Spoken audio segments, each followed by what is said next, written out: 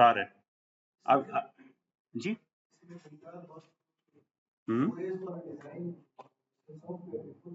हाँ नहीं ये तो सिर्फ आपको वो बता रहा है, जस्ट एक स्केच है, this is not number of bars, ठीक है। ये आपको ये बता रहा है कि दिस इज डब्ल्यू रिइंफोर्स्ड।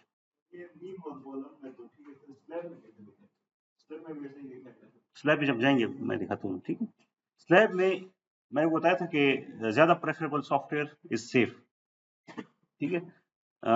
इसमें आपको जो हमने कराया भी था, वो जो टेबल बनता है ना उसमें बताते हैं आपको टॉप बार बॉटम बार, ठीक है।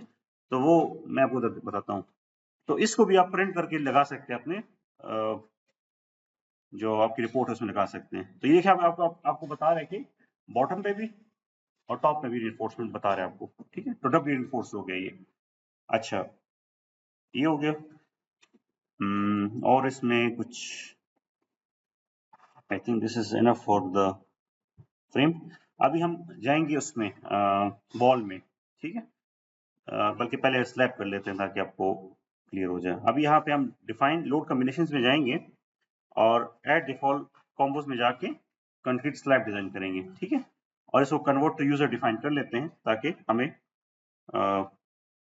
अगर कोई चेंज करना हो हम इसको कर सकते हैं, ठीक है। इसको अगर आप मॉडिफाई में देखना चाहें तो इसमें आप देख सकते हैं, ये आपके पास स्लैब कॉम्बिनेशन आ गई, ठीक है। इसको भी आपने फिर मल्टीप्लाई करना होता है 1.1 के साथ जब यहाँ पे अर्थक्वेक का कोई फैक्टर आता है। अभी हम एक बॉटम स्लैब फिर टॉप स्लैब इनको डिजाइन करते हैं, फिर हम देखते हैं कि क्या इसमें फर्क आता है। तो अभी हम जाएंगे concrete slab design, view revise preferences में आप देख सकते हैं कि आपके पास फैक्टर्स हो गए, कवर हो गया, जो बाकी पैरामीटर्स हैं वो ठीक है कि नहीं, एज पर द कोड है कि नहीं। अब यहाँ पे डिजाइन कोड बाय डिफॉल्ट जो था ACI था, तो उसने ACI के लिया हुआ है। अगर आप किसी और कोड को लेते हैं फिर वो उनकी वैल्यूज को यहाँ पे लगाएगा। और फिर यहाँ पे डिजाइन कॉम्बिनेशंस आप देखते हैं, ठीक है। तो अभी यहाँ पे आपके पास कॉम्बिनेशंस जो है वो कंक्रीट की शो हो रहे हैं, ठीक है। अभी हमने एनालिसिस करके दोबारा इधर जाएंगे तो आपको नजर आएंगे। तो जब भी आप एक फ्रेम को एनालाइज कर लेते हैं तो आप मॉडल को अनलॉक करें और इसको री एनालाइज करें, ठीक है। अभी मैं दोबारा चेक करता हूँ, यहाँ पे कंक्रीट के शो होना है, आई थिंक स्लैब के नहीं ऐड हुए। Concrete slab design convert to user, ठीक है। और ये जो CON लिखा होता है ना, दिस मींस के कंक्रीट फ्रेम के कॉम्बिनेशंस हैं। जब आपको SLB की शक्ल में नजर आते हैं ना, इट मींस फॉर स्लैब। तो हमने चूंकि मॉडल को अनलॉक नहीं किया था तो इसने उसको एंटर नहीं किया। हम इसको ओके करते हैं। अब एनालिसिस दोबारा रन करेंगे और उसके बाद हम जाएंगे स्लैब के डिजाइन पे। जब आपने एक दफा एनालिसिस किया हो और आपके रिजल्ट्स ओके आ रहे हो तो दूसरी दफा उसको चेक करने की जरूरत नहीं है, वो ऑलरेडी आपको पता है कि ठीक होंगे, अनलेस एंड अनटिल अगर कोई जी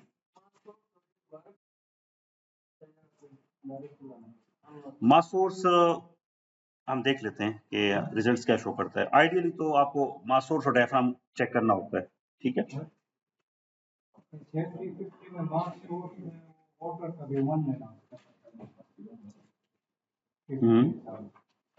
मास सोर्स में जी जी जी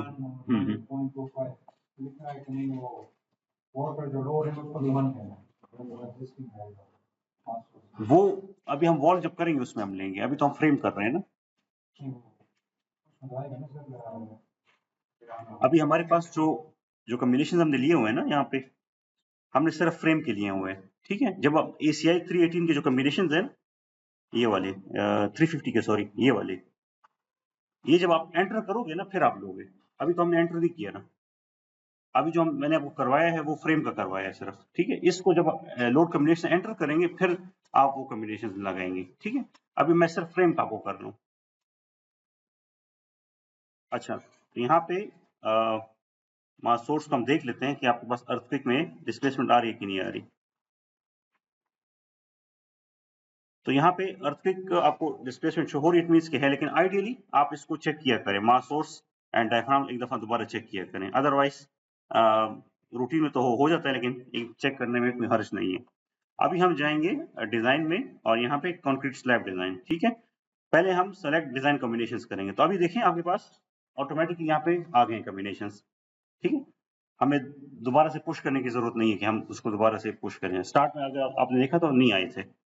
तो इसको हम ओके करते हैं और हम क्या करते हैं, डिजाइन कंक्रीट स्लैब डिजाइन और सेलेक्ट स्टोरी फोर्स डिजाइन, ठीक है। पहले हम बॉटम स्लैब को करते हैं, ठीक है। और यहाँ पे डिजाइन कंक्रीट स्लैब डिजाइन, ठीक है, स्टार्ट डिजाइन।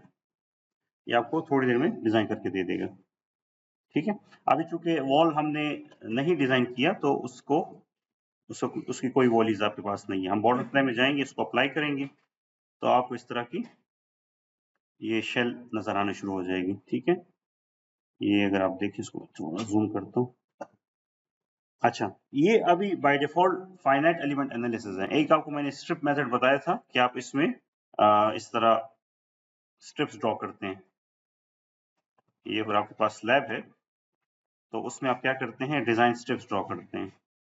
डिजाइन स्ट्रिप इस तरह डिफरेंट एक्स डायरेक्शन में ऑटोमेटिक भी हो सकती है और आप उसमें मैनुअली भी इस तरह ड्रॉ कर सकते हैं। तो आप जो स्ट्रिप्स डिफाइन करते हैं, ठीक है, तो वो आपको स्ट्रिप्स का मतलब ये होता है कि आपका जो एरिया ऑफ स्टील है वो इन जो आपने स्ट्रिप्स डिफाइन की इसके ऊपर जब आप मूव करते हैं आपको दिखाता है। तो इसका ये मतलब नहीं कि बाकी जगह पे एरिया ऑफ स्टील नहीं, हर जगह पे है, लेकिन आप उसको थोड़ा सा एरिया ऑफ इंटरेस्ट देखते हैं कि मुझे इस रेंज में दिखा दे, मुझे पता है कि ये जगह क्रिटिकल है तो मैं इसको देखना चाहता हूँ। फाइनाइट एलिमेंट मेथड में तो आपको पूरा इन द शेप ऑफ ये डिफरेंट फाइनाइट एलिमेंट्स दिखाता है ना। ये देखिए, आप इसको जब मूव करते हैं तो हर जगह आपको वैल्यूज दिखाता है। तो अगर आप चाहते हैं कि मुझे सिर्फ सेंटर में पता चले तो आप उसको फिर स्ट्रिप मेथड से कर सकते हैं, ठीक है। दोनों के रिजल्ट्स ऑलमोस्ट ठीक होते हैं। फाइनाइट एलिमेंट थोड़ा सा आपको ज्यादा शो करता है और स्ट्रिप का थोड़ा सा आपको कम होते हैं। इसमें आप जब लेफ्ट पे देखें तो आपको ये मैक्सिमम वैल्यूज बता रहा है, मैक्सिमम कितनी है और मिनिमम कितनी है। तो ये आपको एरिया ऑफ स्टील बता रहा है। इसमें अगर आप इस पे राइट क्लिक करते हैं, फॉर एग्जांपल यहाँ पे बल्कि मैं इधर जाता हूँ, ये आपको वो बता रही है, इसकी रेंजेस बता रही हैं, ठीक है। ये नीचे उसकी कलर बार शो कर रहा है कि क्या है।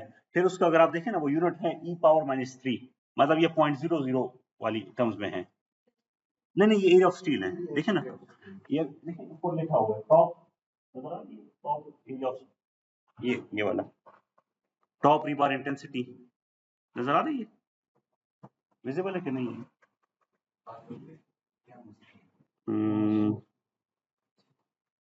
इसको कैसे देखें, शो नहीं हो रहा। अच्छा, ये ऊपर मैं पढ़ के बताता हूँ। ये आपके बात ऊपर जो लिखा हुआ है ना, ये लिखा हुआ है प्लान व्यू बॉटम स्लैब, ठीक है, उसकी एलिवेशन बताइए, slab finite element design top rebar intensity envelope, ठीक है, टॉप स्टील आपको बता रहा है। तो इसको हम फिर जब देखना चाहें, अच्छा इसमें दूसरा स्लैब तो नहीं है, इसको फिर डिटेल में हम यहाँ से देखते हैं, ठीक है। डिजाइन कंक्रीट स्लैब डिजाइन, ठीक है, और डिस्प्ले फ्लेक्सर डिजाइन, ठीक है। तो इस तरह के टेबल आ गए। अभी देखें डायरेक्शन 1 टॉप रिबार, तो ये आपको डायरेक्शन 1, इसमें दो डायरेक्शंस होती हैं। ये अगर फॉर एग्जांपल हम 1 और 2 को एक्स एंड वाई की टर्म्स में बताएं तो इस तरह होती है। ये आपके पास एक 1 होता है, ठीक है, एक आपके पास 2 होता है। तो 1 का मतलब है कि इस डायरेक्शन में जो रिइंफोर्समेंट रिक्वायर्ड है, ठीक है, या एक्स डायरेक्शन में, और 2 का मतलब वाई डायरेक्शन में, दूसरी डायरेक्शन में। आपकी रिइंफोर्समेंट इस तरह होती है ना, एक दूसरे के ऊपर इस तरह होती है। तो एक डायरेक्शन में मतलब ये 1 डायरेक्शन में शो हो रहा है एंड दिस इज 2 डायरेक्शन। तो इसमें टॉप बार भी आ जाती है और बॉटम बार भी आ जाती है। तो ये आपको इन टर्म्स ऑफ वो बताता है। जो आपने क्वेश्चन किया था ना कि सिंगल या लेयर में या 2 लेयर में, तो आपको यहाँ से पता चल जाता है। अगर आपको इंटेंसिटी ऊपर 0 शो हो रही है, इट मींस कि टॉप रिइंफोर्समेंट नहीं रिक्वायर्ड है। तो अब यहाँ पे डायरेक्शन 1 टॉप रिबार है, मैंने इसको अप्लाई किया तो ऑलरेडी बाय डिफॉल्ट यहाँ पे है। तो आपको ये उसकी इंटेंसिटी बता रहा है कि मैक्सिमम कितनी है। यहाँ पे अगर आप देखें ना, यहाँ पे मैक्सिमम इन्फोर्समेंट बता रहा है और मिनिमम बता रहा है, ठीक है। फिर इसको मैं अगर डायरेक्शन 1 बॉटम करता हूँ तो यहाँ पे इसमें आप देखें तो ये आपको बॉटम रिइंफोर्समेंट बता रहा है, ठीक है। फिर आपको दूसरी डायरेक्शन में, ठीक, अभी ये डायरेक्शन दूसरी हो गई है इन द वाई डायरेक्शन, ठीक है। तो वहां पे ये आपको बता रहा है कि टॉप में कितने रिक्वायर्ड है और बॉटम में कितने रिक्वायर्ड है। ठीक है, इसको आप अप्लाई करते हैं देखते हैं तो आपको इंटेंसिटी बता देता है ये जी।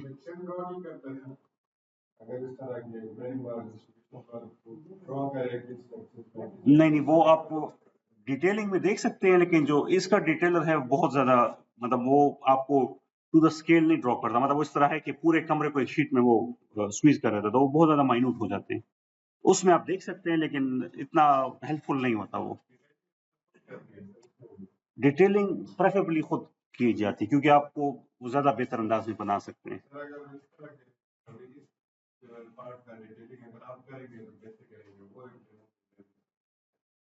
वो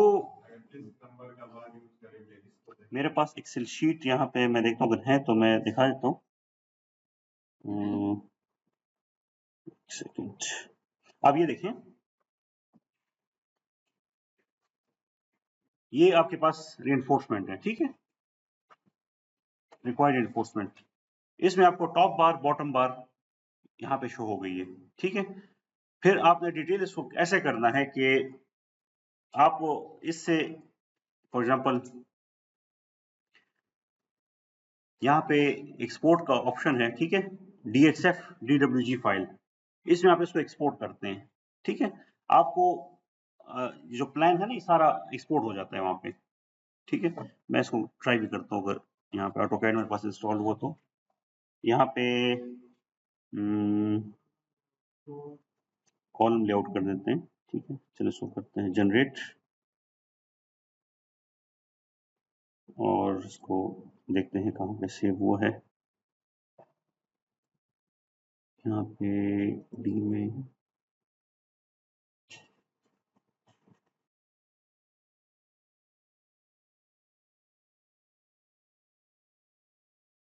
अच्छा, ये किस नाम से था आज की डेट में? अच्छा ठीक है, यहाँ पे देखते हैं bottom slab. I hope CAD install हो, काम करे।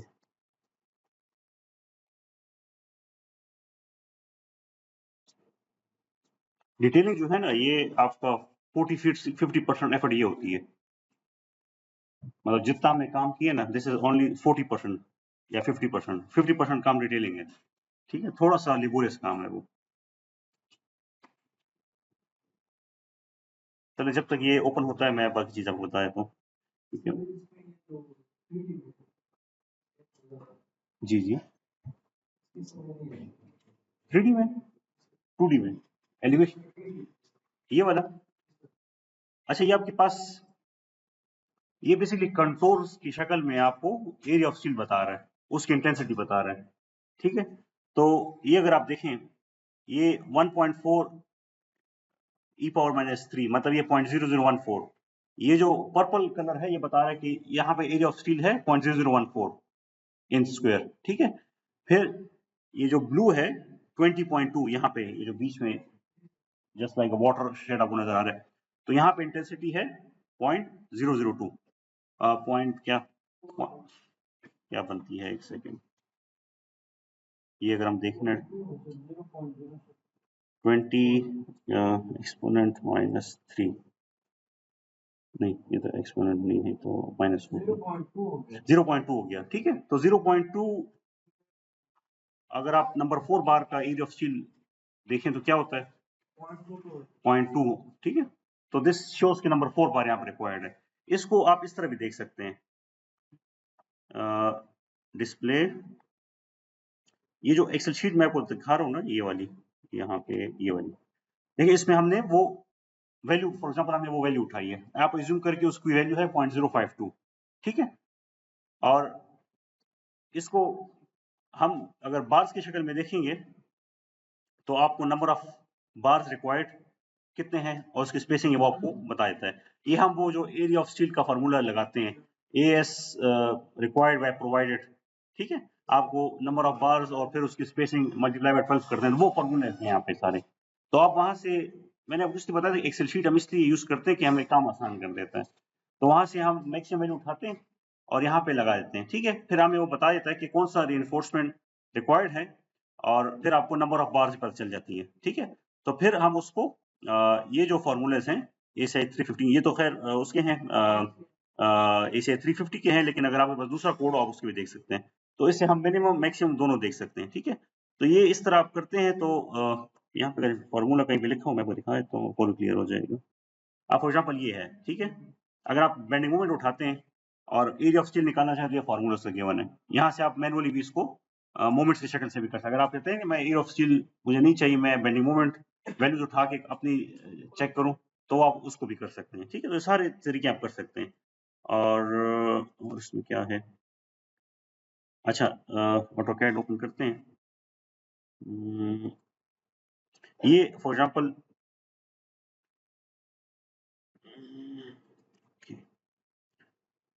ऑटोकैड तो अपने साथ आता होगा ना सबको। तो ये अगर आप इसको, एक आपके पास ये प्लान बन गया, ठीक है। उधर से मैंने वो जो इंफॉर्मेशन उठा के ऑटोकैड में दे दिए।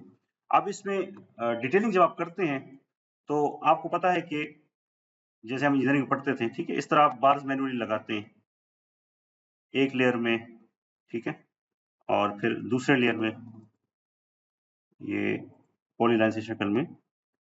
तो आप यहाँ पे टॉप बार बॉटम बार इस तरह मैनुअली इसको लगाते हैं, फिर उसको आप एनोटेट करते हैं, ठीक है। ये तो स्लैब के लिए हो गया। फिर कॉलम के लिए हम अगर करते हैं तो यहाँ से हम DXF फाइल को एक्सपोर्ट करते हैं, ठीक है। और फॉर एग्जांपल कॉलम एलिवेशन पे हम जाते हैं और इसको जनरेट करते हैं। तो हम इसको अभी देखते हैं कि क्या हमारे पास आती है। तो कॉलम इसको थोड़ा रिफ्रेश करते हैं।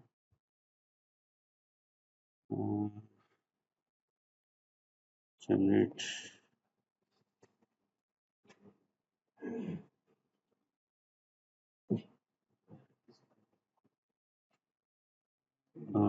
यहाँ पे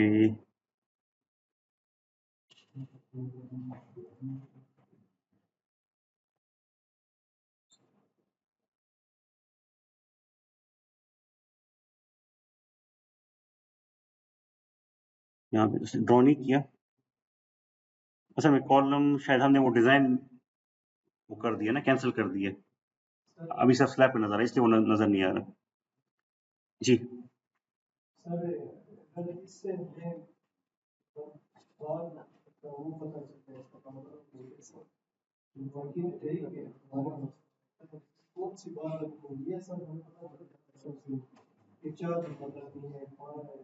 आपको यहाँ से एज ऑफ स्टील पता चल जाता है ना। हाँ, लेकिन आपके पास मैक्सिमम एज ऑफ स्टील पता चल गया ना, ठीक है। मैं इसको दोबारा नहीं, मैं आपको खैर वो जो मैंने लास्ट टाइम स्टेप किए थे मैं आपको दोबारा कराता हूँ। ये देखें, ये डिस्प्ले फ्लेक्चर डिजाइन है, ठीक है। इससे आपको क्लियर हो जाएगा इंशाल्लाह। इसमें इम्पोज मैंने और इन्फोर्समेंट हम करते हैं, ठीक है। ये अभी जो बता रहे हैं ना, ये in terms of As of steel बता रहे हैं, इन स्क्वायर में बता रहे हैं। आपने अगर बार्स की शक्ल में करनी हो तो आप यहाँ पे क्या करें, आप बताएं इसको कि मैं नंबर 4 का बार यूज करना चाहता हूँ, ठीक है। और मेरे पास स्पेसिंग है फॉर एग्जाम्पल 6 इंच, ठीक है, बोथ टॉप एंड बॉटम। आप जब इसको अप्लाई करते हैं, ठीक है, अब यहाँ पे अगर आपको ये 0 शो कर रहा है, इट मीन्स के ये जो स्पेसिंग है ये मतलब एनफ है और स्टिल नहीं रिक्वायर्ड, ठीक है। मैं इसको करता हूँ फॉर एग्जांपल नंबर 3 एट 18। अभी आप देखेंगे,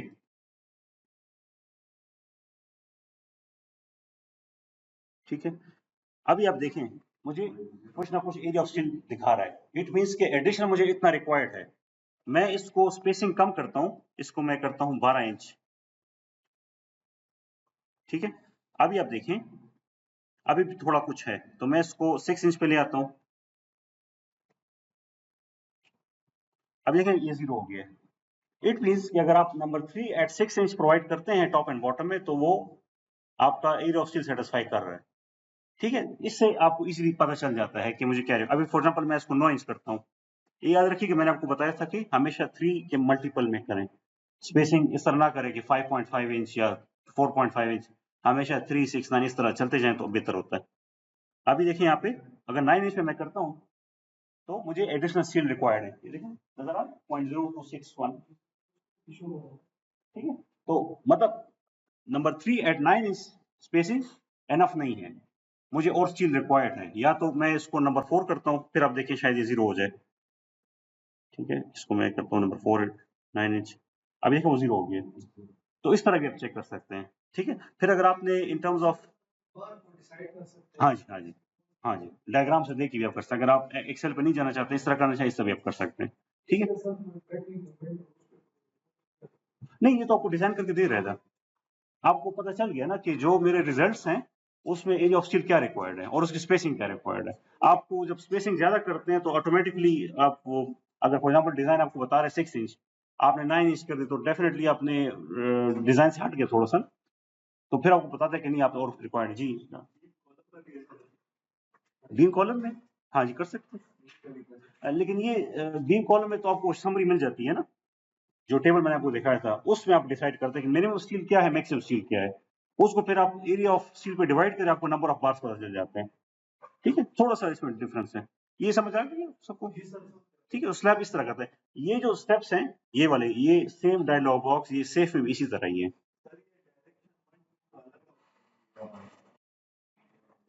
बेहतर ये है कि अलग अलग करें ना, आपको पता चल जाता है ना, वन डायरेक्शन में बॉटम कितनी रिक्वायर्ड है, टॉप कितनी रिक्वायर्ड है, फिर टू डायरेक्शन में आप डिटेलिंग इजीली कर सकते हैं। ठीक है, आपको समझ आ गई वो डिटेलिंग की कैसे हम करते हैं। मतलब अभी वो कॉलम डिजाइन नहीं हुआ, लेकिन इसको दोबारा आप करेंगे तो आपको क्लियर हो जाएगा। आप इस तरह, जो आपकी वो होती है ना ड्राइंग शीट्स, आप कैड में एक्सपोर्ट करते हैं, उसमें फिर आप काम करते हैं। ठीक है, अभी स्लैब का चूंकि हमने डिजाइन किया था, तो वो हमें ये दे देता है। फिर कॉलम्स में आप मैनुअली इसको आपको इस तरह दे देता है, सेक्शन दे देता है। ठीक है, फिर आप उसमें आप लगा सकते हैं। और जो CSI डिटेलर है, तो वो उसमें आपको बाकायदा वो दे देता है, एरिया ऑफ स्टील दिखा देता है, प्लेस हुई हो उसमें। CSI डिटेलर का जो एडवांटेज है वो लिफ्ट्स में अच्छा खासा है, वो आपको इस तरह बाकायदा वॉल बना के दे देता है, इस तरह आपको वॉल बना के दे देता है। ठीक है, और उसमें जहां जहां पे रिइंफोर्समेंट लगी हुई है वो भी आपको दे देता है। ठीक है, आपको इस तरह ड्रॉ करके दे देता है, टॉप में बॉटम में। ठीक है, तो उससे आप अच्छा खासा हेल्प है। उसको जब आप कैड में पर एक्सपोर्ट करते हैं, आप फिर उसको एडिट कर सकते हैं, जूम इन जूम आउट करके, डिफरेंट ऑप्शन जो हम कैड यूज करते हैं उससे आप कर सकते हैं। तो ये आपस में इसकी इंटरकनेक्टिविटी है, लेकिन डिटेलिंग थोड़ा सा लेबोरियस काम है। प्रैक्टिकली इसके लिए हम फिर डिफरेंट ड्राफ्टमैन्स होते हैं, उनको हायर करते हैं, और उनके पास बिल्ड एंड टेम्पलेट्स होते हैं, पहले से उन्होंने बनाए होते हैं ना, क्योंकि बिल्डिंग्स तो अगर रेगुलर शेप है तो ऑलमोस्ट सेम डायमेंशंस की होती है, उसे फिर प्लस माइनस करके वो एडजस्ट करते हैं, और उसमें फिर सेक्शन भी बने होते हैं, उसमें फिर एरिया ऑफ स्टील वगैरह एडजस्ट करते हैं, तो वो ड्राइंग जल्दी बन जाती है। ठीक है, उससे सिंपल काम अगर आप करना चाहें तो आपको फिर रिवेट में जाना पड़ेगा। रिवेट में फिर आपको मतलब प्रॉपर उसमें बार वगैरह सारा दिखाते हैं, तो उसके लिए आपको रिवेट सीखना पड़ेगा। ठीक है, ये मॉडल हम रिवेट में एक्सपोर्ट करते हैं। ठीक है, इन द शेप ऑफ, यहाँ से एक्सपोर्ट में हम जाते हैं, और रिवेट स्ट्रक्चर EXR फाइल। ठीक है, यहाँ वहां पे ये मॉडल आपका विद लोड एक्सपोर्ट हो जाता है, फिर उसमें आप डिटेलिंग वगैरह कर सकते हैं, और उसकी बड़ी अच्छी ड्राइंग शीट्स बन जाती हैं। तो वो थोड़ा सा एडवांस लेवल है, कैड जो है वो थोड़ा सा पुराना लेवल है। तो रिविट में आप बहुत अच्छी उसको 3D बना सकते हैं, आपने जो देखे होंगे ना ड्राइंग्स वगैरह होते हैं, तो उसमें ये टूल यूज होता है, तो वो आपके काम को ईजी कर देता है। ठीक है, ऑटो कैड से जब आप करते हैं तो उसको आपको थोड़ा सा टाइम लगता है उसमें। अच्छा, स्लैब में एक तो ये हो गया, दूसरा आपके पास नहीं, इसमें और चेक्स नहीं है ना, पंचिंग चेक है। ठीक है, पंचिंग चेक का मैंने आपको बताया था, क्या वैल्यू होनी चाहिए पंचिंग को सेटिस्फाई करने के लिए, क्या वैल्यू चाहिए, किसी को याद है, एनीवन? पंचिंग शेयर, जी हाँ जी, 1 से कम होनी चाहिए। ठीक है, तो जब ये 1 से कम होती है, अब फॉर एग्जाम्पल मैं इस पर क्लिक करता हूँ, यहाँ पे मुझे आई थिंक शो हो जानी चाहिए,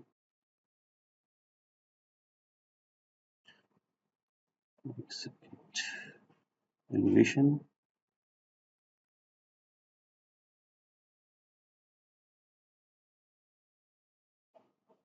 3D में देखते हैं, यहाँ पे डिस्प्ले, डिजाइन में concrete slab design, display punching check, ठीक है। तो यहाँ पे आई थिंक मैं क्लिक करूँ, मैं इसमें प्लान में जाता हूँ। असल में नॉट कैलकुलेटेड है तो वो शो नहीं कर रहा, अदरवाइज दिखा देता है ये। चलिए वो बीम के ऊपर शायद ये वजह होगी, ये अदरवाइज शिकायत दिखाया था मैंने आपको, शायद लास्ट टाइम दिखाया भी था। फुटिंग में हम देख लेते हैं, अगर उसमें आता है तो मैं उसमें दिखा देता हूँ। तो पंचिंग चेक आप देखते हैं जहाँ पे वो उसको फेल नहीं होनी चाहिए। डिजाइन डेटा से भी आप देख सकते हैं, यहाँ से भी आप यहाँ पे कहीं पे है, मैं देख सकता हूँ, यहाँ पे कहीं पे होगा। अच्छा, इसमें एक और चेक है आपके पास, क्रैक विड्थ भी आप देख सकते हैं, ठीक है। और फुटिंग के लिए फिर हम वो देखते हैं आपके पास जो एरिया प्रेशर, उसको भी हम देखते हैं। तो ये 3-4 चेक्स आप लगाते हैं, अगर वो सेटिस्फाई होते हैं तो फिर आप उसको कर सकते हैं। अच्छा, अभी इसमें हम टॉप स्लैब डिजाइन करते हैं और उसको डिजाइन में जाएंगे, कंक्रीट स्लैब डिजाइन, ठीक है, और स्टार्ट डिजाइन। तो अभी टॉप स्लैब हमें जी हाँ कर सकते हैं, सब कुछ कर सकते हैं, ठीक है। मैं आपको अलग अलग से करो ताकि आपको थोड़ा आइडिया हो जाए ना। आप इकट्ठे भी करते हैं, पूरी बिल्डिंग भी कर सकते हैं इकट्ठी, ठीक है। तो यहाँ पे अच्छा, इसमें फिर वो एनालिसिस करके करना पड़ेगा, वो शायद इस ऑटोमेटिक नहीं देगा। तो ये आपका स्लैब का हो गया। अभी कुछ इसमें चेक्स हैं और वो करते हैं। इसमें कोई क्वेश्चन किसी का है तो बताएं काइंडली, कुछ चीज़ ना समझ आई हो। एनीवन, ठीक है। फुटिंग के लिए अगर आपके पास ये आप याद रखें कि मैंने आपको बताया था कि एक एरिया एलिमेंट होते हैं, ठीक है, एक लाइन एलिमेंट होते हैं। तो आपके पास जब आप रा फुटिंग मॉडल करते हैं ना ई टैप्स में, तो इसमें जो असाइनमेंट आप करेंगे बेयरिंग कैपेसिटी की, वो in the shape of area होगा, ठीक है।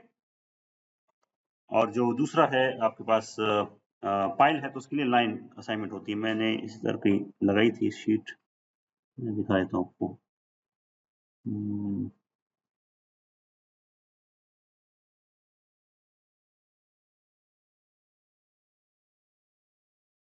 यहाँ पे कहीं पे ऐसी शो नहीं हो रही, दूसरी प्रेजेंटेशन में होंगी।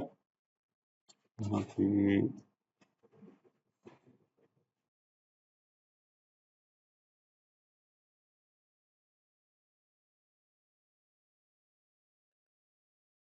चलिए वो आ जाएगी कहीं पे नजर। तो अगर आपने आपको मैंने बताया था कि सर्विस फ्लोट आप यूज करते हैं for estimating the size of footing, ठीक है। अगर आपके पास फॉर एग्जांपल 1 टन पर स्क्वायर फुट बेयरिंग कैपेसिटी है, तो वो ये बनती है 2000 पाउंड्स के बराबर, ठीक है, ऑलमोस्ट इस तरह है।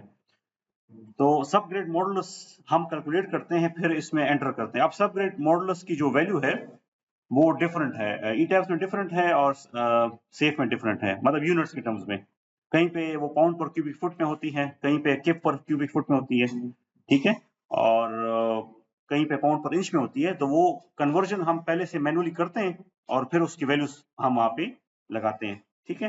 तो अगर आपके पास 1 टन पर स्क्वायर फुट आपकी बेयरिंग कैपेसिटी है, तो सब ग्रेड मॉडुलस आपका ये बनता है पाउंड पर क्यूबिक फीट में, और किप्स पर क्यूबिक इंच में ये बनती है, और पाउंड पर क्यूबिक इंच में ये बनती है, ठीक है। आपके पास टोटल फुटिंग एरिया होता है, आपके पास टोटल लोड होता है, आप उसका प्रेशर निकाल सकते हैं, ठीक है। अगर वो प्रेशर ज्यादा है आपके रिक्वायर्ड अलाउएबल प्रेशर से, तो फिर आपको एडिशनल प्रेशर के लिए, मतलब ये है कि जो फुटिंग का जो साइज है उसको चेंज करना पड़ता है। तो इस तरह आप उसको चेक कर सकते हैं, ठीक है। तो आई थिंक आपकी ब्रेक का टाइम है। कोई क्वेश्चन है किसी का तो बता दें, 5 मिनट ब्रेक के बाद फिर मिलते हैं जी। सर हमारे पास अक्सर डेटा नहीं होता है और बिलिंग कैपेसिटी का, मिनिमम है, मिनिमम क्या होगा 1 मिलियन हो गया? नहीं, ये मैंने आपको लास्ट टाइम बताया था कि अगर आपके पास डेटा नहीं है तो आप अपनी तरफ से कोई डेटा एज्यूम ना करें। अगर आपकी साइट पे बेयरिंग कैपेसिटी, अभी यहाँ पे एक डिस्ट्रिक्ट में एक बिल्डिंग बन रही थी, और वो मतलब ये है कि इट वाज अ हिली टेरेन, ठीक है, और रॉकी बेड था और उसमें उसने राफ्ट दिया हुआ था। तो एक मतलब ये कि नॉन टेक्निकल बंदे ने जाके उधर क्वेश्चन किया कि किसने डिजाइन किया हुआ। या इसी तरह आप एक जगह पे करते हैं, ठीक है, आप एज्यूम करते हैं अच्छी बेयरिंग कैपेसिटी है, वहां पे कोई सब सॉइल में कोई ऐसी मतलब कोई कंप्रेसिबल सॉइल आ गई, कहीं पे फिलिंग आ गई, कुछ और इस तरह की चीजें आ गई, तो you will be in hot waters. यहाँ पे रिंग रोड पे एक हॉस्पिटल था, private hospital, it was around 2 years back, Ramzan का महीना था, और उसमें इस तरह ही किसी की ड्राइंग उठा के बंदे ने वहां पे उसको मल्टी स्टोरी बिल्डिंग खड़ी कर दी। तो इट वाज सेटलिंग, ठीक है, उसमें सेटल हो रही थी, सेटलमेंट हो रही थी। ये जब आप जाते हैं ना, ये रिंग रोड से अगर आप फेमिलियर हो, एक रोड जाती है टुवर्ड्स कोहाट रोड, एक जाती है टुवर्ड्स सदर, वो नहर से एक रोड है, उसके साथ एक है वो एरिया, तो वो सारी वहां पे गार्बेज फिलिंग है सारी, ठीक है, और कितने अरसे की गार्बेज फिलिंग है, तो ही एज्यूम कि बस सॉलिड स्ट्रेटा है, उसने उसमें बिल्डिंग खड़ी कर दी, उसमें सेटलमेंट स्टार्ट हो गई, और विद इन नो टाइम उस वहां पे जो एक्सपर्ट्स हैं उन्होंने कहा कि आप इसको फौरन विकेट करिए, गिरने वाली है। तो जैसे ही उन्होंने डिसीजन दिया, वो उन्होंने रमजान की वजह से वहां पे कोई था नहीं, वो शहरी के टाइम बिल्कुल कोलैप्स कर गई। तो इसलिए आपको प्रॉब्लम क्रिएट हो सकती है। तो हमेशा याद रखें कि डेटा आपके पास होना चाहिए। अगर आपके पास बेयरिंग कैपेसिटी नहीं है, बेयरिंग कैपेसिटी अगर कॉन्ट्रैक्टर से आप कहेंगे तो इट हार्डली 50-60 हज़ार रुपए का टेस्ट है, ठीक है, तो अगर वो ये भी अफोर्ड नहीं कर सकता, he would not do construction, ठीक है, तो वो जरूरी है, ठीक है। नहीं है तो उस वेसिनिटी में 3-4-5 बिल्डिंग्स छोड़ के कोई डेटा के पास होगा वो उठा लें, लेकिन इस तरह एज्यूम ना करें, आप प्रॉब्लम क्रिएट कर देंगे अपने लिए, ठीक है, क्योंकि अल्टीमेटली आप डिजाइनर है, आपसे पूछा जाएगा।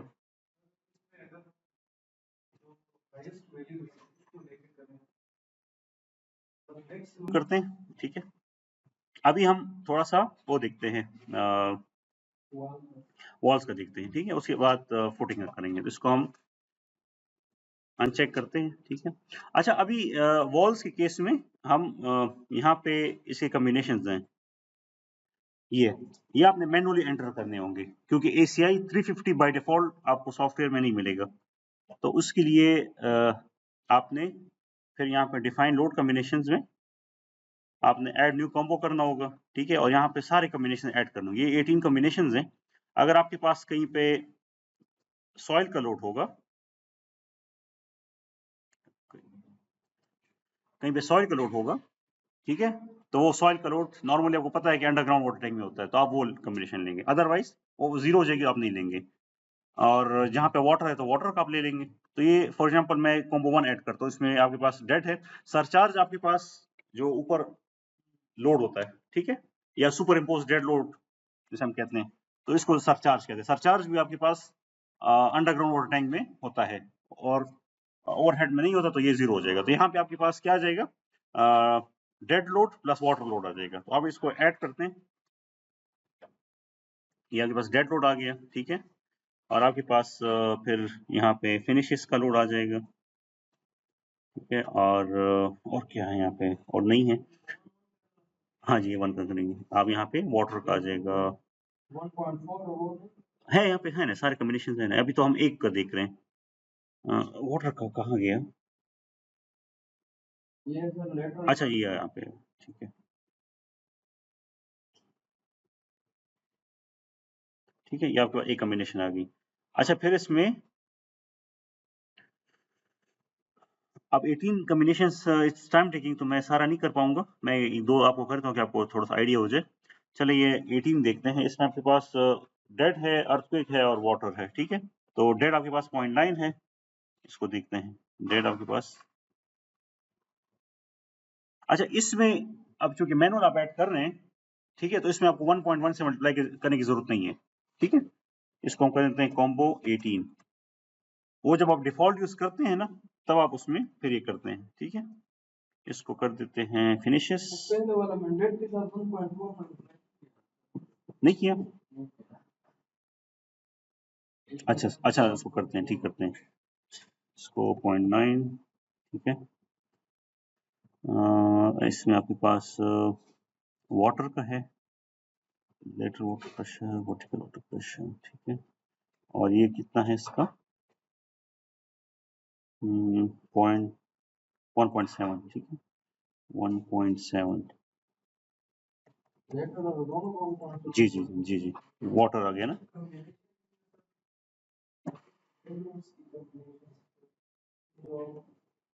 हाँ जी हाँ जी ये है ना, ये आपके पास है ना, देखिए ये नजर आ रहा है सबको इसमें या नहीं नजर आ रहा? मैं एक सेकंड एक्सेल में दिखाता हूँ, शायद उसमें नजर आ जाए।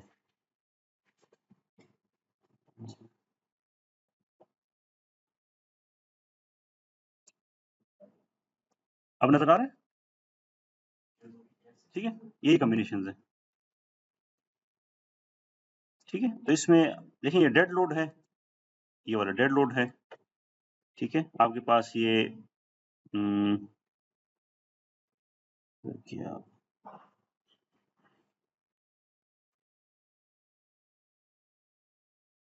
अब इसमें आपके पास देखिए लाइव नहीं है, क्यों नहीं है कि वाटर टैंक में तो लाइव लोड नहीं होता ना, तो उसको हमने आपके पास वाटर से रिप्लेस कर दिया है, और ऊपर जो अगर कोई लोड आ रहा है उसको हम सरचार्ज ले रहे हैं।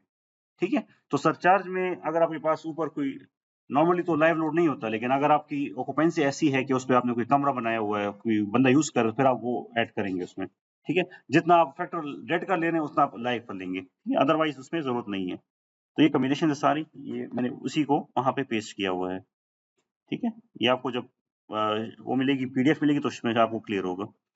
तो इसको कर देते हैं 0.9, 0.9, 1.7, और आपके पास है earthquake y का 1.43 माइनस 1.43, तो earthquake का हो जाएगा माइनस y, ये हो जाएगा माइनस 1.43। ठीक है, तो इस तरह आप ये कॉम्बिनेशन ऐड कर सकते हैं। जो दूसरी कॉम्बिनेशन थी इसको मॉडिफाई करते हैं, उसको 1.4 से मल्टीप्लाई कर देते हैं। ठीक है,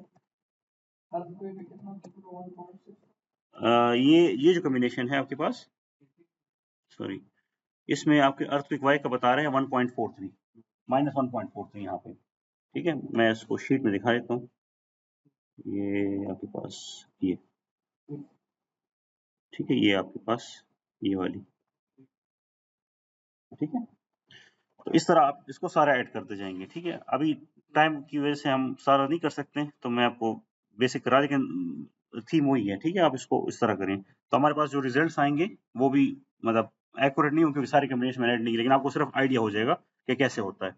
ठीक है, इसको पहले आप एनालाइज करते हैं।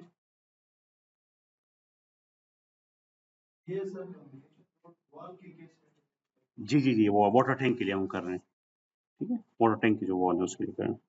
अगर अगर इसमें फॉर एग्जांपल आपके पास नीचे कोई शेयर वॉल हो, तो वो तो वाटर स्ट्रक्चर नहीं है ना, उसे फिर आप ये नहीं फॉलो करोगे। ठीक है, आप सिर्फ इसके लिए कर रहे हो। अच्छा, आपके पास आपके सारी एनालिसिस आ जाएंगे। ठीक है, अच्छा, इसमें जो आपके पास बाय डिफॉल्ट ये जो एनालिसिस आती है ना, ये वाली, ये सारी डिफाइंड है उसके लिए, फ्रेम के लिए। ठीक है, तो आपने इसको जो इसके चेक्स हैं एनालिसिस के, वो आपने फिर मैनुअली देखने होते हैं। ठीक है, क्योंकि ड्रिफ्ट और बाकी चीजें तो फ्रेम के टर्म्स में ये बताता है। शेल के केस में सिर्फ आपको शेल स्ट्रेस ये बता देता है, उससे आप देख सकते हैं कि कितना स्ट्रेस उसमें आ रहा है, तो वो आपको हेल्पफुल है। बाकी एसीआई के जो फॉर्मूले हैं, फॉर एग्जांपल यहाँ पे इन्फोर्समेंट के फॉर्मूले हैं, बाकी जो शेल स्ट्रेसेस है वो आई थिंक वो पीडीएफ मेरे पास कहीं होगा, तो यहाँ पे आप देख सकते हैं। इसको मैं अगर देखता हूँ, कंट्रोल का स्ट्रेस, ठीक है,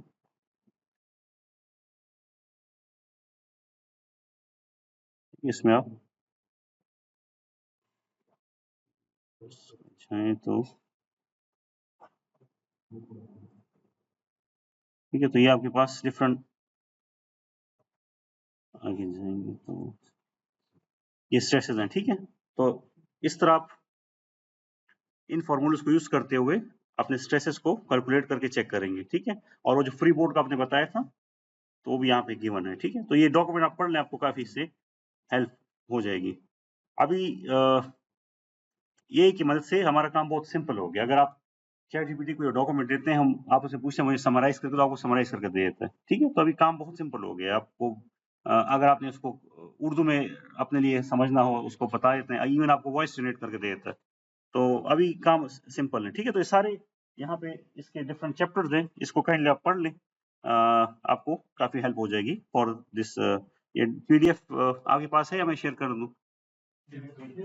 अच्छा, मुझे फ्लैश ब्रेक में मुझे दे दे, मैं इसको कर देता हूँ।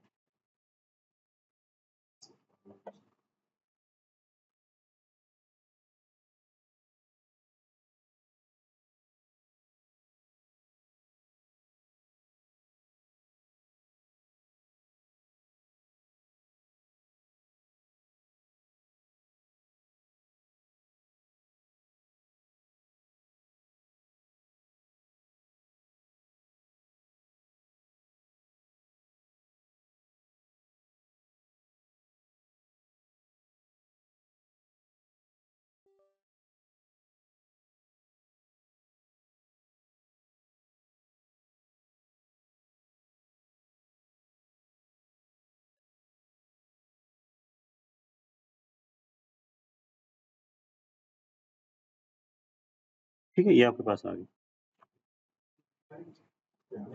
रिकॉर्डिंग प्रोग्रेस शुरू में। आज की जब हो जाएगी मैं वो फिर आपको शेयर कर दूंगा, ठीक है। तो इसको आप पढ़ लें तो इंशाल्लाह आपको हेल्पफुल हो जाएगा ये। अच्छा, इसमें हम अभी डिजाइन में जाएंगे और शेयर वॉल डिजाइन। उसके लिए एक तो लोड कम्बिनेशन है, लेट्स एज्यूम हम शेयर वॉल के कम्बिनेशन को यूज करते हैं क्योंकि बाकी सिर्फ 2 कम्बिनेशन हैं, तो वो हमारा हेल्प नहीं करेंगे, तो हम इसको यूज करते हैं। अदरवाइज आपने वो जो मैंने बताए 18 कम्बिनेशन वो आप यूज करेंगे, ठीक है। तो अभी हम जाएंगे डिजाइन। हाँ, वो मैनुअली आप ऐड करेंगे, ठीक है, वो मैं आपको दिखाता हूँ अभी। अच्छा, इसमें हमने आई थिंक पीयर सेक्शन किया था, मॉडल डिफाइन किया था पीयर सेक्शन, नहीं किया था? एनीवन याद है किसी को? किया था ना, आई थिंक किया था। खैर आप चेक कर सकते हैं, कोई मसला नहीं है। इसमें व्यू ऑप्शन में जाएंगे और इसमें आप करेंगे, बल्कि इसमें राइट क्लिक करें आपको, यह है पीयर डिफाइन है, किया हुआ है हमने, ठीक है। अच्छा, डिजाइन में जाएंगे, शेयर वॉल डिजाइन, और यहाँ पे सेलेक्ट डिजाइन कॉम्बिनेशन, ठीक है। तो बाय डिफॉल्ट वॉल के आ गए हैं। हमेशा याद रखिए डिफॉल्ट ऑटोमेटिकली आते हैं, मैनुअल आपने खुद करने होते हैं। तो ये 2 हमारे पास नहीं है, तो हम इसको मैनुअली एरो से आगे लेके जाते हैं, ठीक है। और इसको हम करते हैं 3D, और इसको करते हैं अभी डिजाइन, शेयर वॉल डिजाइन और स्टार्ट डिजाइन चेक, ठीक है। तो थोड़ी देर में आपको डिजाइन करके दे देता है। अच्छा, अभी हम क्या करते हैं, डिजाइन, शेयर वॉल डिजाइन, ठीक है, और डिस्प्ले डिजाइन इन्फो। तो आपके लॉन्गिट्यूडनल रिफोर्समेंट के टर्म्स में ये आपको बताया था। इसमें आपको अगर नजर आ रहा हो तो ये कंबाइंड एरिया ऑफ सील दे रहा है, ठीक है।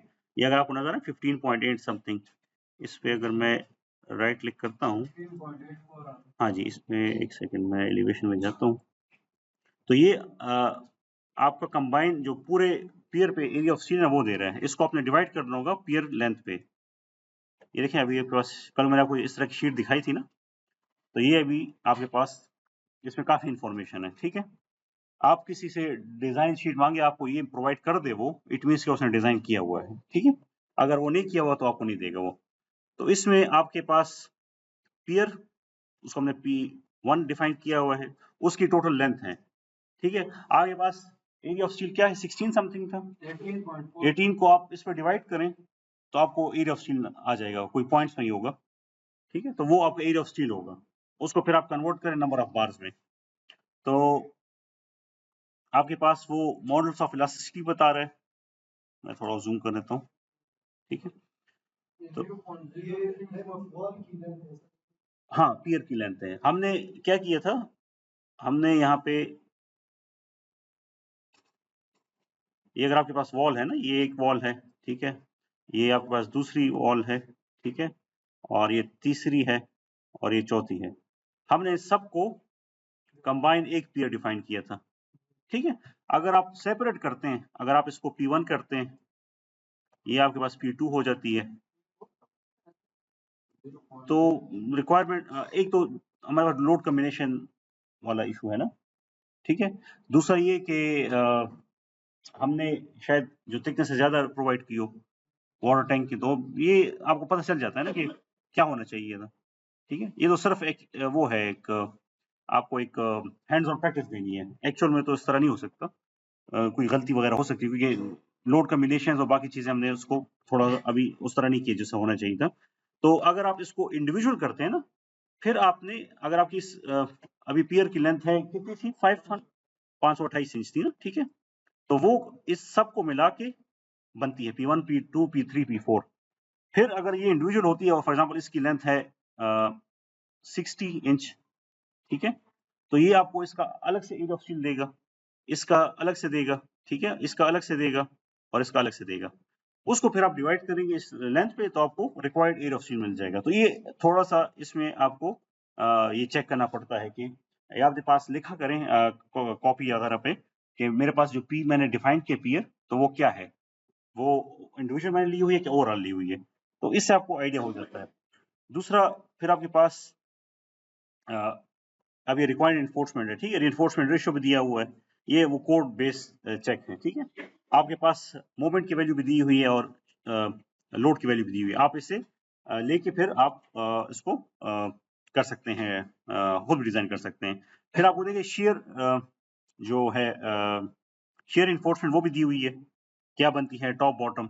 अब इसमें बाउंड्री एलिमेंट चेक मैंने आपको कल बताया था, याद है किसी को, किस किस को याद है? सर आपको याद है, बाकी क्यों याद नहीं किसी को? दोबारा बता दूं?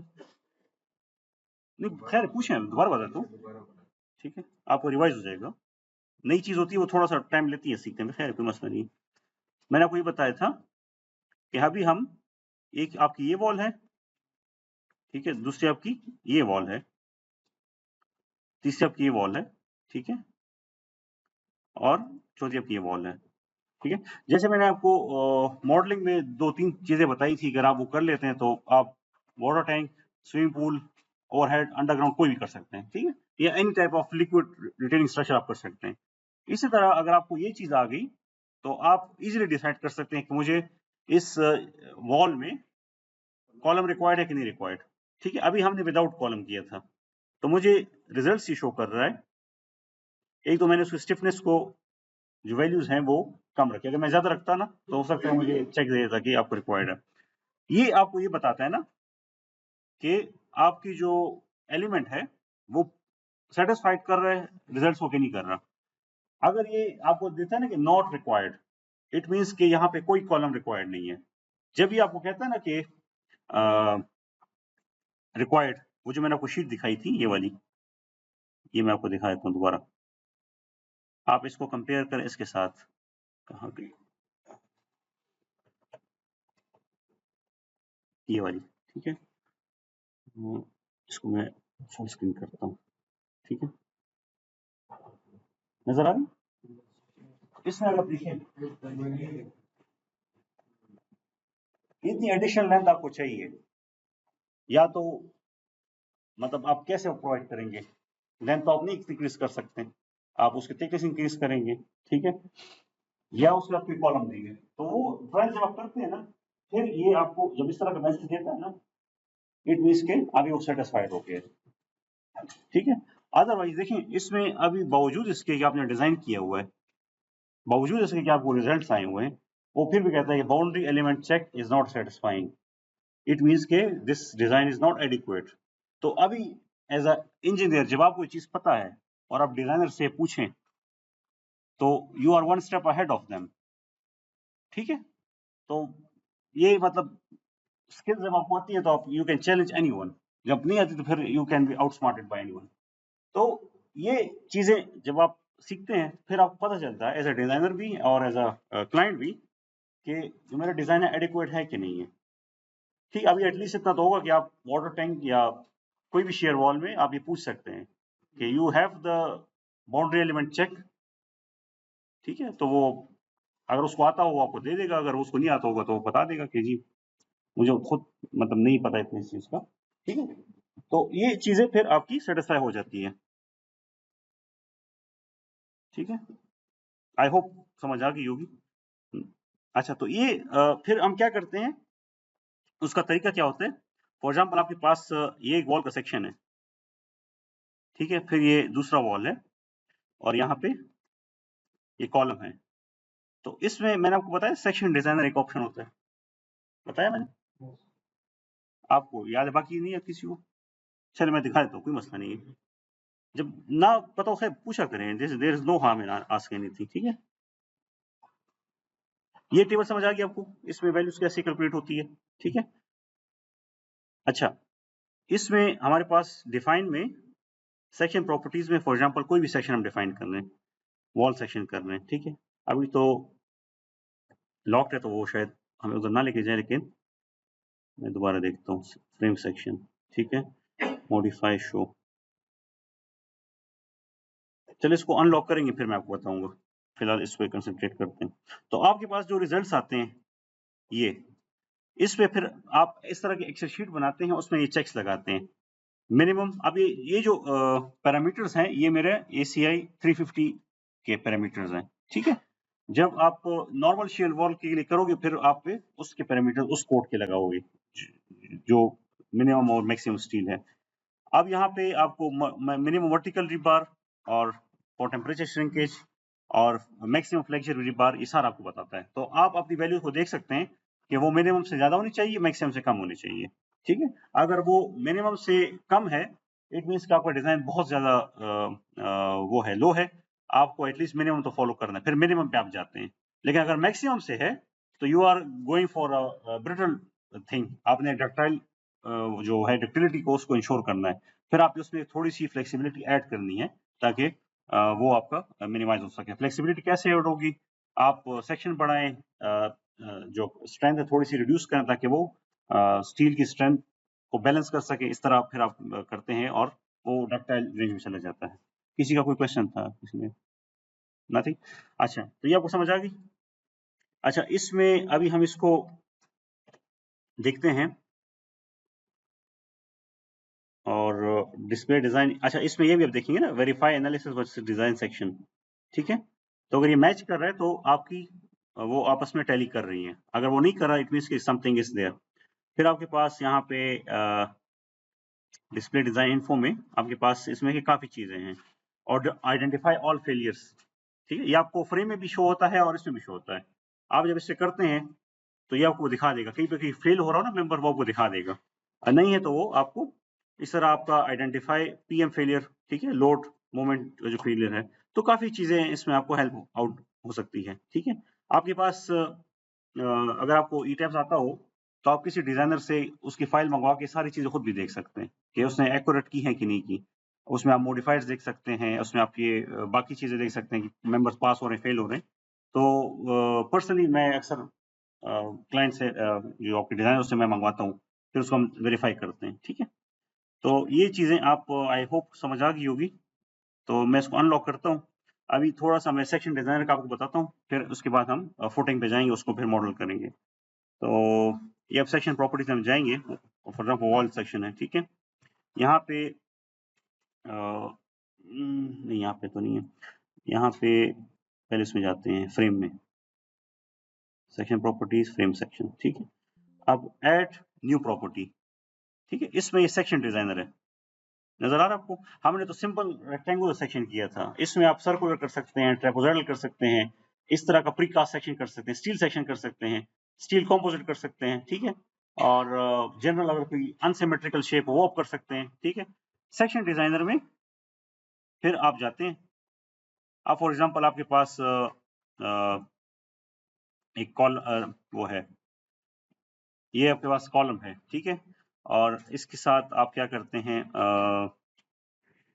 दूसरा ये एक वॉल है, ठीक है, ये एक वॉल हम ड्रॉ करते हैं, ठीक है। और फॉर एग्जांपल यहाँ पे ये अब जिस तरह ज्योमेट्री हम सेट करते हैं उस तरह करते हैं।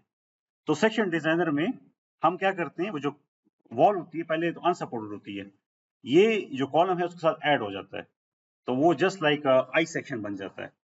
तो वो कॉलम है that becomes the part of the lift, the part of the shear wall.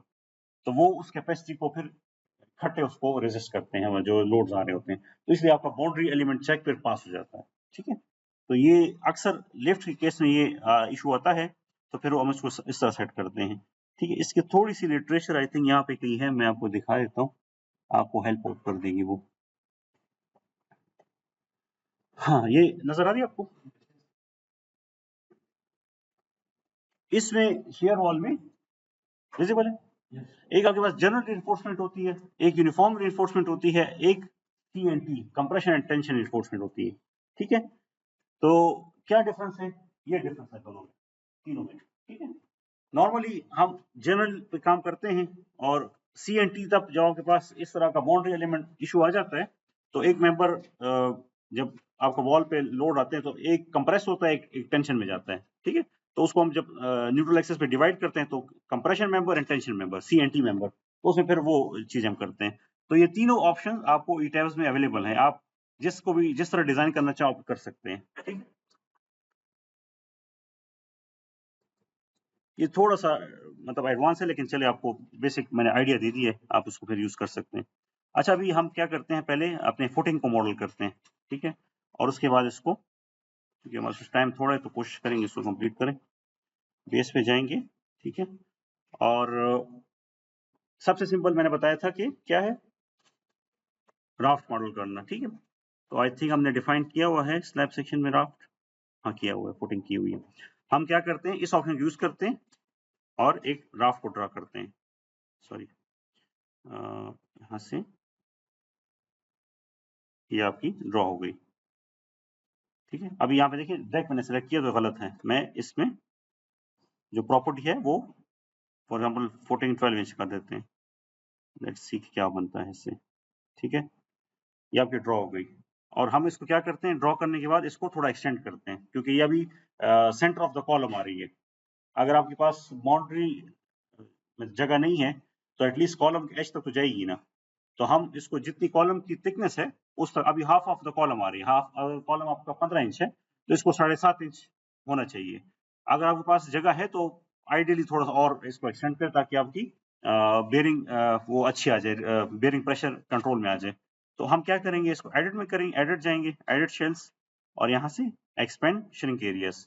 ठीक है, आपने जितना इसको एक्सटेंड करना हो, तो आप फॉर एग्जांपल हम इसको कितना करें, 12 इंच कर दें, कोई वैल्यू बता दें जी। 2 फुट कोशिश करते हैं कि फेल हो तो जरा हमें आइडिया हो जाएगा क्या फेल हो रहा है। ठीक है, हम इसको करते हैं फॉर एग्जांपल 9 इंच पे करें, 9, ठीक है, 9 इंच पे कर लेते हैं। ठीक है, देखते हैं क्या होता है। अच्छा, अभी इसमें आपने जो मैंने आपको मॉडुलस ऑफ सब ग्रेड बताया था ना, वो असाइनमेंट हम करते हैं।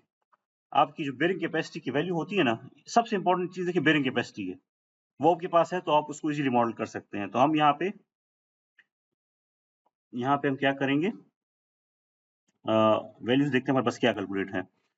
यहाँ पे it was I think here,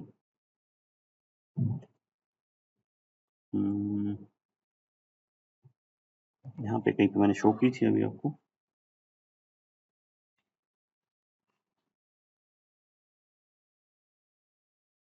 हाँ, ये यहाँ पे, ठीक है, ये आपके पास है, तो इसको देखते हैं हमारे पास क्या वैल्यू बनती है। तो लेट्स, अभी हम इसको सेलेक्ट करते हैं क्लिक से। ठीक है, असाइन में जाएंगे और शेल, यहाँ पे एरिया स्प्रिंग्स। ठीक है, जब आपके पास राफ्ट फुटिंग हो, आइसोलेटेड फुटिंग हो, कंबाइंड फुटिंग हो, आपने एरिया स्प्रिंग्स पे जाना है। ठीक है, in the shape of area वो होता है। और जब आपके पाइल फाउंडेशन हो तो लाइन स्प्रिंग्स। ठीक, दोनों में ये डिफरेंस है। आइसोलेटेड एरिया फुटिंग है ना, एरिया की शक्ल में, जहाँ पे एरिया आपको मिल रहा है ना, एरिया की शक्ल में होगा। जहाँ पे पाइल फाउंडेशन है ये, तो वो in the shape of point होता है ना। ठीक है, तो वो पॉइंट की तरफ जाएगा। तो हम एरिया स्पेस पे जाएंगे और यहाँ पे हम इधर बेरिंग कैपेसिटी अपनी डिफाइन करेंगे। एड न्यू प्रॉपर्टी में आप इसको नाम दे दें बेरिंग कैपेसिटी 1 TSF। ठीक है, अब यहाँ पे देखिए यूनिट्स क्या है, यूनिट्स क्या है नजर आ रहा है, किप, तो क्या बनता है क्यूब। ठीक है, तो आपने जो वैल्यू कैलकुलेट की है वो आपने वो वैल्यू उठानी है, ये वाली क्या बनती है 0.045914। तो ये बहुत इंपॉर्टेंट है। आप सेफ में जब आप काम करते हैं तो वो यूनिट्स थोड़े से डिफरेंट होते हैं, तो हो सकता है वो पाउंड पर क्यूबिक इंच हो या पाउंड पर क्यूबिक फीट हो, ठीक है। तो इसको आप यहाँ से चेंज भी कर सकते हैं, नीचे यूनिट का बटन है, यहाँ से चेंज भी कर सकते हैं, ठीक है, अपने मर्जी का यूनिट लगा सकते हैं। तो ये है 0.045914, 0.045914, ठीक है। आपने इसको ऑल 3 डायरेक्शन में कर देना है, और हम यहाँ पे कंप्रेशन ओनली करेंगे क्योंकि हमने कंप्रेशन को इफेक्ट को देखना है, ठीक है। ये जब आप करेंगे इसको ओके कर देंगे, ठीक है, इसको अप्लाई कर देंगे, ओके कर देंगे। तो अभी आपका जो बेरिंग कैपेसिटी का उसकी जो वैल्यू है ना वो आपने अप्लाई कर दी है। अभी आपको जो ये डिजाइन करके देगा तो वो बेरिंग कैपेसिटी के अकॉर्डिंगली करके देगा, ठीक है। तो ये जब आप कर लेते हैं फिर हम इसको एज्यूम करते हैं कि डायफ्राम और वो हमने चेक किए हुए हैं मास सोर्स, वरना अदरवाइज करेंगे आप, ठीक है। टाइम की वजह से मैं थोड़ा सा उस पर स्किप कर रहा हूँ, तो मैं इसको एनालाइज करता हूँ, इसके बाद इसको डिजाइन करेंगे, ठीक है।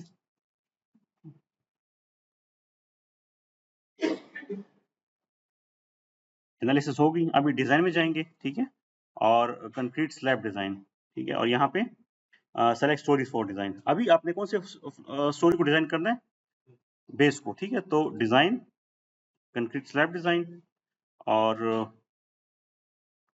बेस को हम करते हैं, ठीक है, उसको ओके कर देते हैं। डिजाइन कंक्रीट स्लैब डिजाइन और स्टार्ट डिजाइन, ठीक है। तो आपको थोड़ी देर में डिजाइन करके दे देगा, ठीक है। अभी आप देखें यहाँ पे रिइंफोर्समेंट का जो कंटोर है डिफरेंट है उस स्लैब से, और इसमें हम 2-3 चेक्स लगाते हैं। सबसे पहला चेक हमारा है पंचिंग शेयर का, ठीक है। तो यहाँ पे डिस्प्ले पंचिंग चेक नजर आ रहा है, डिजाइन में गए कंक्रीट स्लैब डिजाइन और डिस्प्ले पंचिंग चेक। अब यहाँ देखें, अभी आपको वैल्यूज नजर आ रही है। स्लैब जो था वो कॉलम पे सपोर्टेड था, तो उसमें पंचिंग आ ही नहीं सकती अनलेस एंड अनटिल वो फ्लैट प्लेट हो, ठीक है। तो यहाँ पे अभी आपने इसको चेक करना है, और ये वैल्यू क्या होनी चाहिए, 1 होनी चाहिए, ठीक है। तो अब मैं इस पे राइट क्लिक करता हूँ तो मुझे इस तरह की शीट ओपन हो गई है, ठीक है। बाकायदा उसमें लिखा गया है ACI 38019 punching shear check and design. तो उसमें लोड कॉम्बिनेशन उसने ऑटोमेटिकली सेलेक्ट की है, ठीक है। आपको उसने ज्योमेट्री बताई है, ठीक है। ये जो व्यू है ना, ये आपको सिर्फ ये बता रहा है कि रेक्टेंगुलर शेप है क्या है, एक्चुअल डायमेंशन ये नहीं है, ठीक है। और फिर आपको उसने कैपेसिटीज बताई है। तो पंचिंग शेयर रेशो क्या बन रही है, 0.01, जो कि बहुत कम है। मतलब आपका जो फुटिंग की थिकनेस है बहुत ज्यादा है, इसको आपने फिर कम करना पड़ेगा, ठीक है। तो ये आपका पंचिंग चेक हो गया, ठीक है। इसके बाद हम करते हैं हमारे पास soil pressure display force stress diagram soil pressure नजर आ रहा है सबको। इसमें हम जो बिल्डिंग का प्रेशर है ना और जो रिएक्शन है हम देखते हैं कि कहीं वो ज्यादा तो नहीं आ रहा। मतलब एक अगर आपको मैं कहूँ कि आपकी क्या कैपेसिटी है लोड की, आप एक बैग अगर लेके जाते हैं ना तो उसके जो लोड है वो आपसे कम होना चाहिए, वरना आप उसको नहीं बर्दाश्त कर सकते। इसी तरह बिल्डिंग का जो लोड है, आप सॉइल की जो बेरिंग है अगर उससे ज्यादा का लोड उस पर आ रहा है तो फेल हो रहा है ना, ठीक है। तो आप वो चेक करते हैं। तो सॉइल प्रेशर में हम जाएंगे और यहाँ पे हम सर्विस लोड कॉम्बिनेशन से चेक करते हैं, ठीक है, और इसको अप्लाई करते हैं, ठीक है। जब अप्लाई करते हैं तो यहाँ पे देखें आपके पास ये वैल्यूज आ रही है, 0 है और 109 है, ठीक है। आप शायद आप लोग को शायद नजर ना आ रही हो। मैं एक काम करता हूँ, मैं इसको सिलेक्ट कर देता हूँ ताकि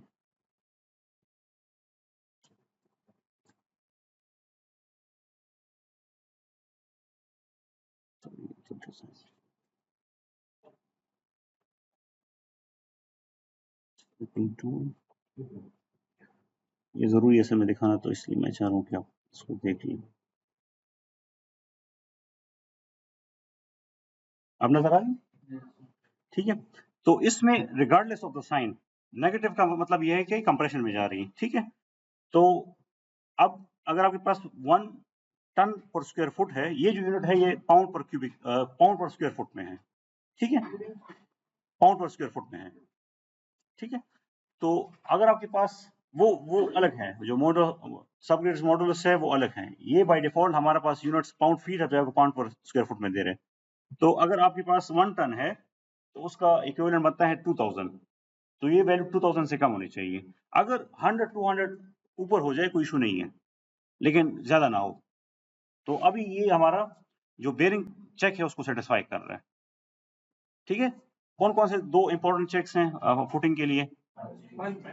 एंड सॉइल प्रेशर, ठीक है। ये अगर आपके सेटिस्फाई हो जाते हैं, बाकी स्टील का इतना इशू नहीं है, लेकिन सबसे इंपॉर्टेंट ये है। तो इसीलिए जो मैंने आपको कहा ना कि बहुत इंपॉर्टेंट है कि आपके पास एक्चुअल वो होना चाहिए, बेरिंग कैपेसिटी होनी चाहिए। और अगर आप इस तरह एज्यूम करते हैं और खुदा ना खास्ता उसमें मसला आ जाता है, तो आपके लिए प्रॉब्लम क्रिएट हो सकती है, ठीक है। तो इस तरह आपको ये बेरिंग प्रेशर भी पता चल जाता है, ठीक है। अब हम इसका स्टील देखते हैं, ठीक है। सेम वही जो स्लैब का तरीका है, तो वो हम देखते हैं यहाँ से। इसमें डिस्प्ले फ्लेक्चर डिजाइन में जाएंगे, ठीक है। इसमें आप अगर फाइनाइट एलिमेंट करते हैं या स्ट्रिप बेस करते हैं, दोनों आप कर सकते हैं। हम इसमें इम्पोज मिनिमम इसलिए करते हैं कि मिनिमम रिइंफोर्समेंट से कम वैल्यू ना आ जाए। तो इसमें डायरेक्शन 1 टॉप बार करेंगे, तो ये कि आपके पास टॉप बार 0.25 नजर आ रही है, ठीक है।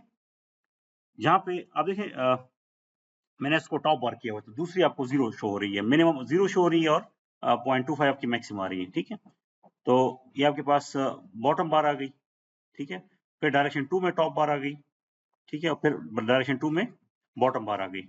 इस वैल्यूज को अगर आपने इन टर्म्स ऑफ बार करना है तो आप वो भी कर सकते हैं। फॉर एग्जाम्पल मैं करता हूँ नंबर 4 एट 12 इंच, ठीक है, और नंबर 4 एट 12 इंच बॉटम मैं अप्लाई करता हूँ, ठीक है। एक सेकेंड यहाँ पे, नहीं मैं देख रहा हूँ ना कि ओवर तो नहीं, देखिए अभी भी 0.05 आ रहा है, एक्स्ट्रा आपको चाहिए, ठीक है। तो मैं इसको करता हूँ 9 इंच, 9 इंच, ठीक है। अभी देखें वो सेटिस्फाई हो रहा है। तो अगर आप नंबर 4 एट 9 इंच करते हो तो आप कह सकते हैं कि वो ठीक आ रहा है, ठीक है। इसको आप इस टर्म से भी कर सकते हो, 6 तो ठीक होगा।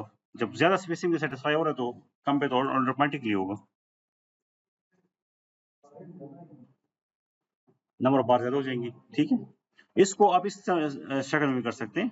अगर यहाँ पे देखिए इन टर्म्स ऑफ मैंने बार किया हुआ है ना, अगर आप बार की जगह पे एरिया ऑफ स्टील के टर्म्स में करना चाहो तो आपको पता है कि 0.31 नंबर 5 बार का एरिया स्टील है, 0.20 आप उस टर्म से भी कर सकते हो, ठीक है। तो आपको ये सारी इन्फॉर्मेशन यहाँ से, फिर अगर आप देखना चाहो ना कि मेरी मैक्सिमम मिनिमम रेंज क्या है स्टील की, तो आप यहाँ पे उसको रेंज दे सकते हो कि मिनिमम इतनी होनी चाहिए, मैक्सिमम इतनी होनी चाहिए, तो आपको बता देता है, ठीक है। तो इस तरह आप टॉप बार बॉटम बार सारी कर सकते हो। तो यहाँ से फिर आप मैनुअली एक्सेल शीट में अपनी वैल्यूज को ले जाके फिर आप अपने लिए मैनुअल डिजाइन भी कर सकते हो, जैसे यहाँ पे किया गया है, ठीक है। यहाँ से अगर आप मोमेंट की टर्म्स में करते हो, और अगर आप एरिया ऑफ स्टील निकाल के रिक्वायर्ड, ये याद रखिएगा जब भी एरिया ऑफ स्टील आप निकाले तो एक्सेल शीट की मदद से आप उसको कोड बेस्ड चेक्स लगाएं, क्योंकि ई टैब्स आपको बेसिक मिनिमम मैक्सिमम दे देता है, लेकिन कोड बेस्ड चेक आपने खुद चेक करने हैं, वो आपका काम है उसको चेक करना, ठीक है। फिर इसी मॉडल को जब हम कैड में एक्सपोर्ट करते हैं, फॉर एग्जाम्पल जैसे हमने क्वेश्चन किया था, इसको मैं चलो एक्सपोर्ट करता हूँ डिटेलिंग के लिए, ठीक है। तो मैं करता हूँ DWG फाइल, और इसको मैं करता हूँ क्या था, फ्लोर लेआउट प्लान, ठीक है, जनरेट। लेट्स सी यहाँ पे ऑटोकैड की फाइल ओपन हो गई होगी, लेट्स चेक इट आउट।